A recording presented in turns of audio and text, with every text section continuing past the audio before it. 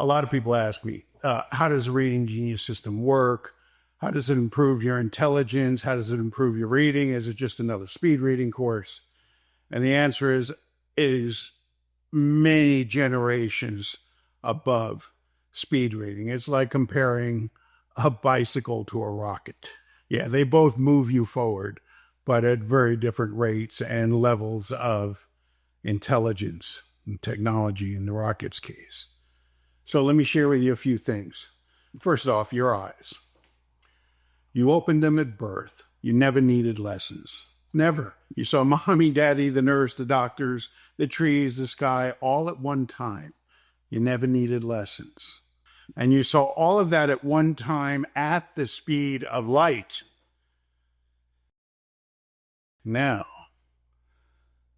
when you were taught to read, 3, 4, 5, 6 years old, you're using your tongue, which is far less developed, far less evolved, far fewer brain cells dedicated to the function of the tongue versus the eyes.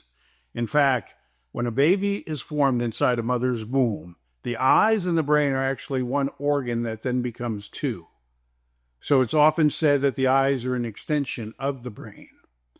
That pathway is huge. A huge neural pathway, often referred to as visual cortex.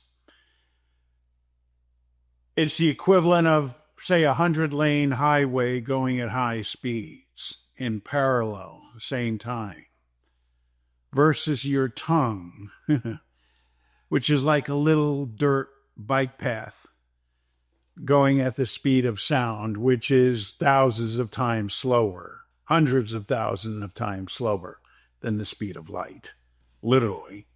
And you can only do them one at a time. You can only pronounce one word at a time. So it's done in serial. Well, this tells you everything, because the way they taught you to read is with your tongue. And we know that at 3, 4, 5, 6 years old, kids are far less evolved verbally. Right? It's not until maybe 12 or 15 years old that they can really articulate well, typically.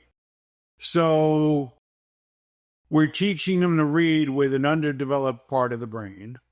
And not only that, but if you remember, and certainly I do, because I had teeth coming in, teeth going out, I was asked to stand up in front of the room and read aloud. And they were new words, and I would mispronounce them. I remember Mississippi. I was terrified when that word would come to me, or any of those other big words, and I would mispronounce them, everyone would giggle. And that was my first entry into public speaking. What's the number one fear ahead of death, ahead of getting ripped apart by a lion, ahead of getting eaten by a crocodile, ahead of getting rolled over by an 18-wheeler? It's public speaking.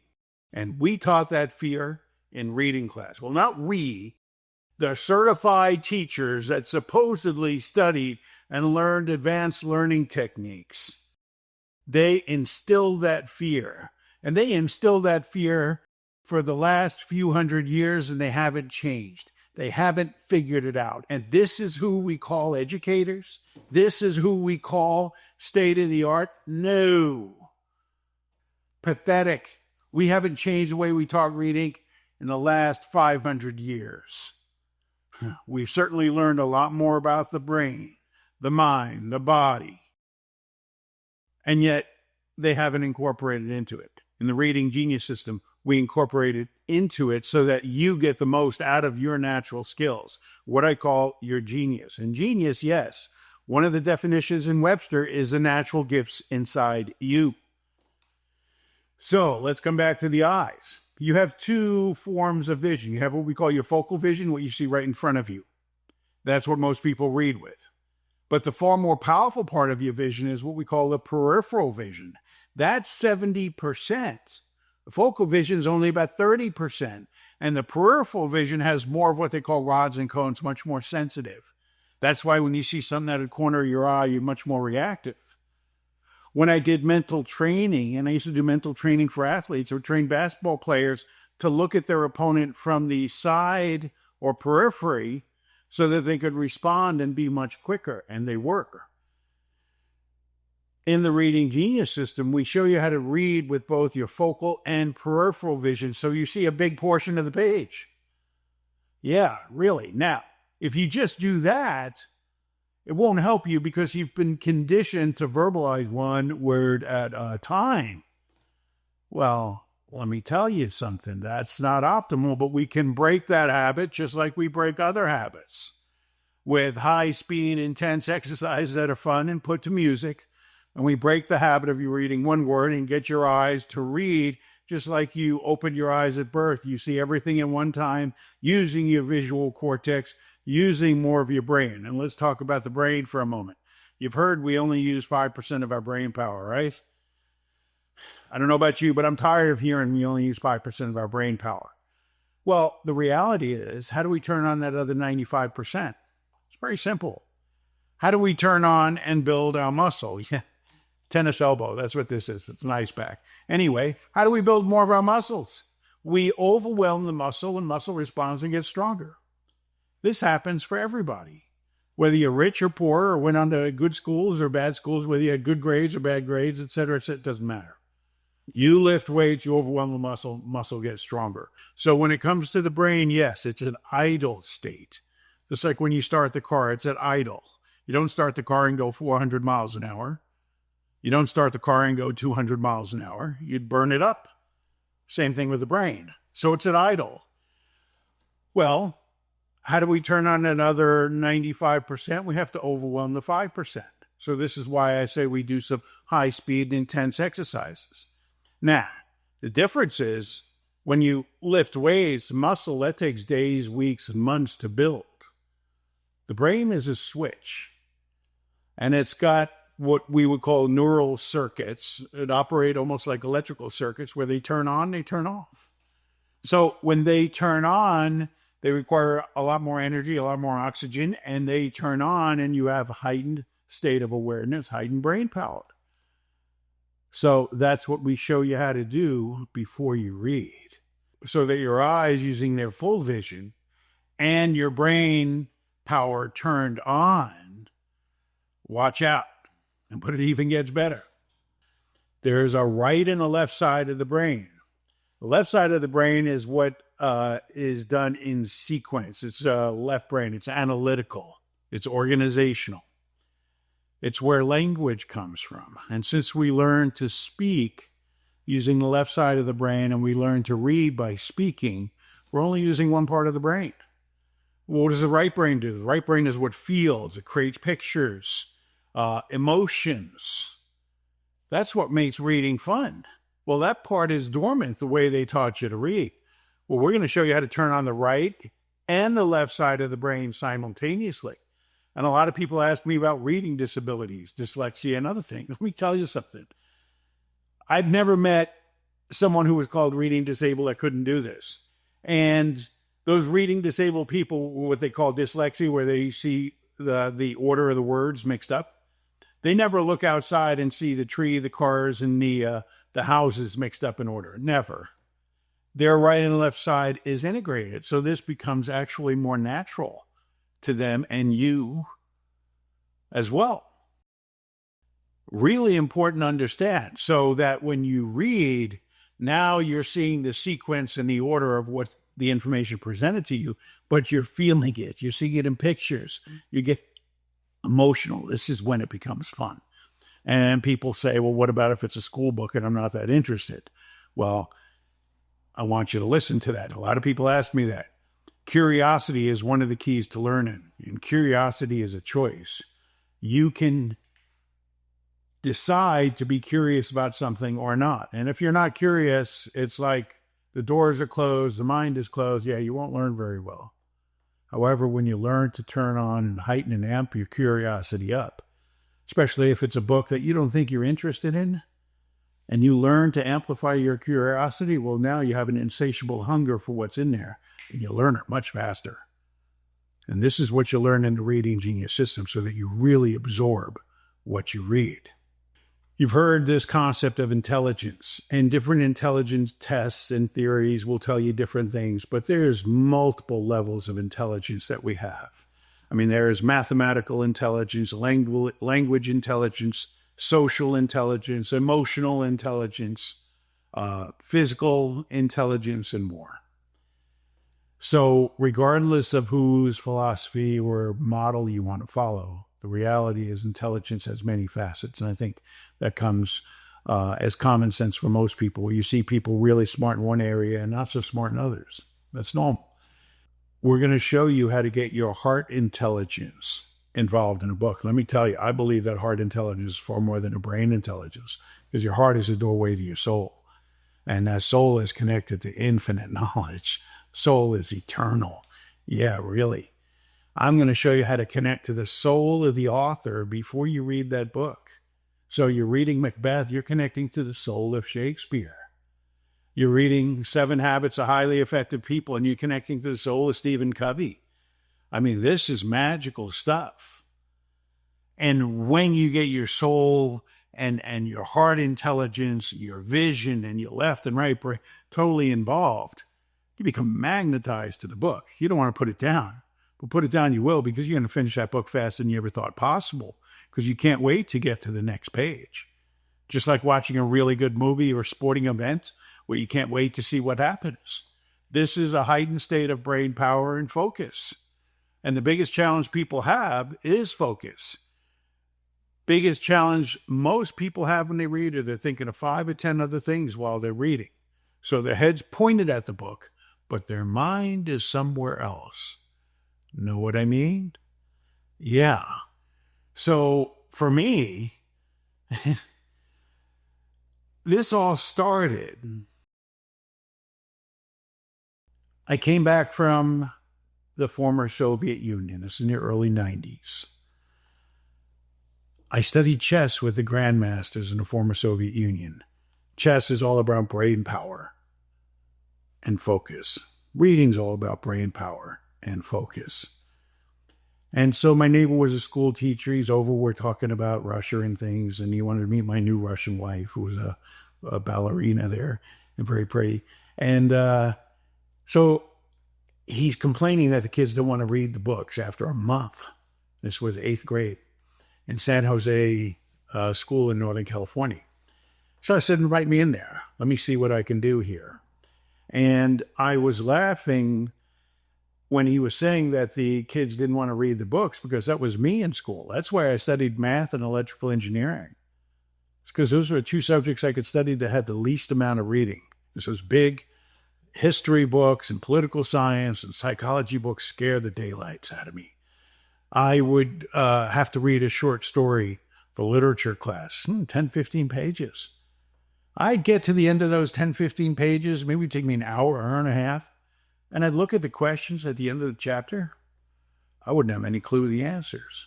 And I'd go back through and I'd see the answers, and I said, well, geez, I read this page, but I didn't comprehend it at all. Sometimes I would get to the bottom of the page and look at the top and realize I needed to read that again. It was very frustrating. My eyes used to get really tired when I read. I mean, I'd, grab a newspaper, and 1 o'clock in the afternoon after lunch, I start reading the newspaper, and within 20, 30 minutes of just reading that fine print, my eyes would get tired, where I was full of energy just a short while ago. And this was when I was in my teens and 20s. So I avoided reading at all costs. So I don't come to you as some master knowledgeable person about reading. I learned the hard way. And with that, I learned to apply all of these levels of intelligence, your heart intelligence, your emotional intelligence, your what we call kinetic or physical intelligence. And that's really important to understand. What is physical intelligence? Well, we have this nervous system throughout the body. Most people think our intelligence is just in the brain. Brain is a center, but we have distributed intelligence throughout the nervous system. It's called a neural net by some.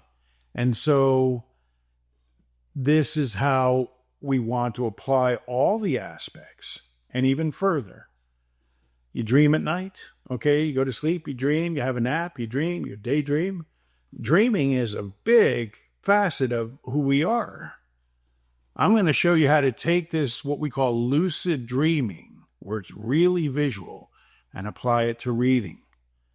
Yeah, so after you read that book and you lucidly dream about it with nice dreamy music to where you really ingest the book into your conscious and what we call your subconscious mind. And that subconscious mind is many, many times more powerful than the conscious mind. We get both of those involved in the reading process. Let me explain further. That conscious mind is what we're consciously aware of. And the phone company, a long time ago, realized that we're typically conscious of about 7 things. That's why they made the phone number 7 digits.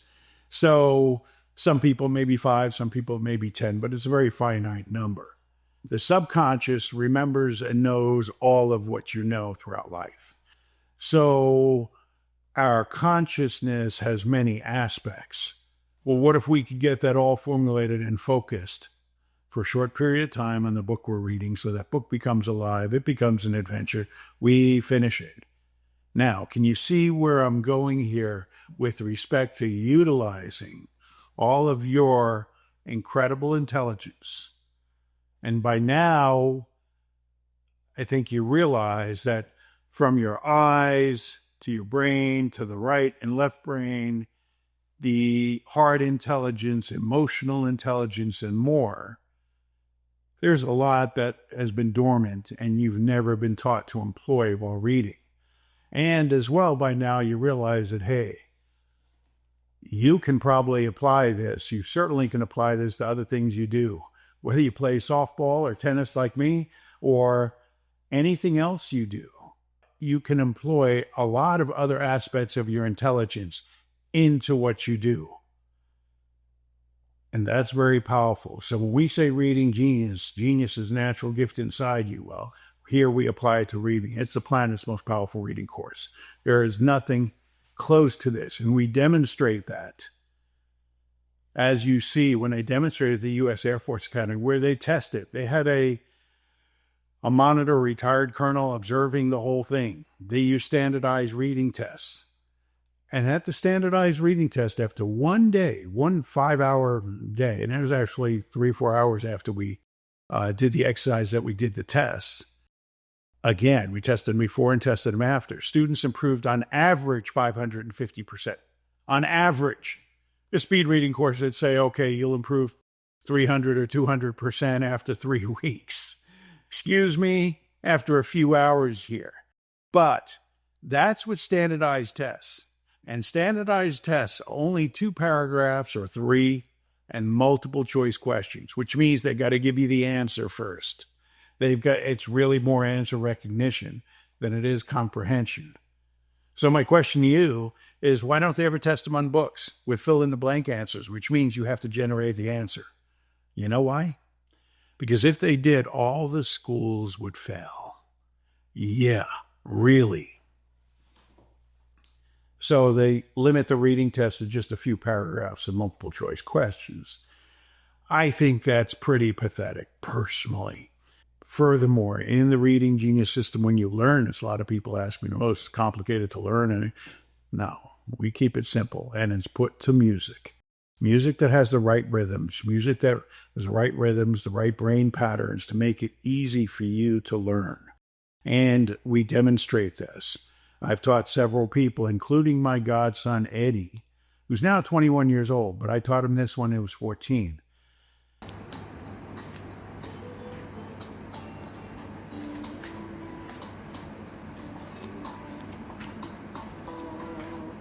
Good. Turn the page on the beat.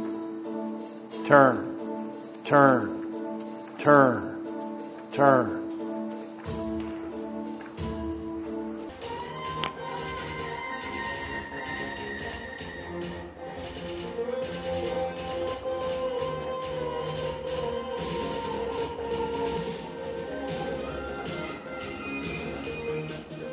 He read 5 books in the afternoon.